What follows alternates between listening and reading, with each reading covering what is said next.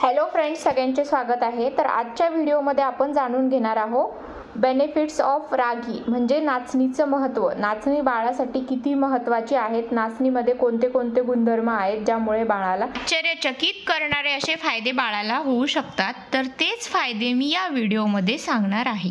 तुम्हाला माहित आहे का, नाचणीला आजकाल वंडर ग्रेन असे म्हणून पण संबोधले जात आहेत। म्हणजेच की असे आश्चर्यचकित करणारे फायदे आपल्याला नाचणीपासून भेटत आहे की तुम्ही विचार सुद्धा करू शकत नसाल। तर बाळासाठी याचे किती फायदे असतील, चला तर मग जाणून घेऊयात की नाचणीचे काय फायदे आहेत, नाचणी बाळाला देणे का गरजेचे आहे आणि कोणत्या अशा गोष्टी आहेत की ज्याचे आपण खास करून लक्ष ठेवलं पाहिजे। नाचणीमध्ये कोणते घटक अवेलेबल असतात, तर नाचणीमध्ये आयर्न, त्याच्यानंतर कॅल्शियम, व्हिटॅमिन डी हे घटक असतात।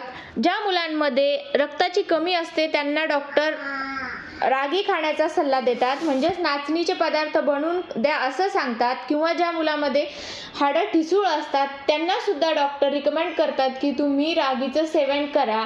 माझ्या मते तर ज्या बाया प्रेग्नेंट आहेत त्यांनी सुद्धा ही नाचणीचे पदार्थ बनवून खाल्ले तर त्यांना खूप फायदा होईल। नाचणीमध्ये जे नॅचरल आयर्न प्रेझेंट असतं ते बाळाच्या ग्रोथसाठी अत्यंत महत्त्वाचं असतं। चला तर मग जाणून घेऊयात की बाळाला नाचणी कधीपासून द्यावी। तर बाळाला तुम्ही 6 महिन्यानंतर जेव्हा ठोस आहार सुरू करता म्हणजे सॉलिड फूड देत असता तेव्हापासून बाळाला नाचणीचे थोडे थोडे पदार्थ आपण देऊ शकतो। बाळाला दररोज सुद्धा आपण नाचणीचा एक नवनवीन पदार्थ इंट्रोड्यूस करू शकतो। 6 महिने ते 1 वर्षापर्यंत बाळाला आपण नाचणीचे वेगवेगळे पदार्थ करून खाऊ घालू शकतो। त्याच्यामध्ये आपण बाळाला नाचणीचा हलवा, नाचणीची खिचडी, नाचणीची लापशी असे वेगवेगळे पदार्थ करून बाळाला इंट्रोड्यूस करू शकतो। तर आज मी तुम्हाला एक सोपी आणि बाळ आवडीने खाईल अशी नाचणीची रेसिपी शेअर करणार आहे। तर ते आहे नाचणीचे पॅनकेक। जसे की आपण बाळाला मार्केटमधून दुसरे पॅनकेक देतो त्यापेक्षा आपण बाळाला घरी नाचणीचे पॅनकेक बनवून खाऊ घातले तर बाळ आवडीने पण खाईल आणि एक अट्रॅक्शन पण निर्माण होईल बाळाचं। तर मग बघूयात की कसे बनवायचे नाचणीचे पॅनकेक। नाचणीचे पॅनकेक बनवण्यासाठी तुम्हाला लागणार आहे 1 कप रागी, त्याच्यानंतर 1 टेबलस्पून जगेरी पावडर, 2 कप दूध। हे सगळं मिश्रण तुम्हाला एकत्र करून घ्यायचं आहे।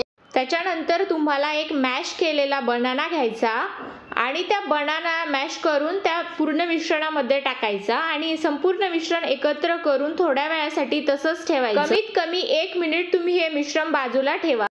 नंतर तुम्ही पॅन गरम करायला ठेवा। पॅन गरम झाल्यानंतर त्याच्यावर थोडंसं तूप ॲड करा। तूप चहूबाजूने पसरून घ्या आणि छोटे छोटे पॅनकेक तव्यावर पसरवा आणि आपण त्याची कन्सिस्टन्सी सुद्धा मेंटेन करू शकतो की जास्त पातळही नको आणि जास्त गाढ पण नको। एक साइड पूर्णपणे भाजू द्या आणि एक साइड भाजल्यानंतर त्याला उलट करून दुसऱ्या साइडने मस्तपैकी खरपूसपणे भाजू द्या। सर्व रेसिपी तुम्ही लो फ्लेमवर करा म्हणजे पॅनकेक जळणार नाही आणि खमंग असे भाजून तयार होतील।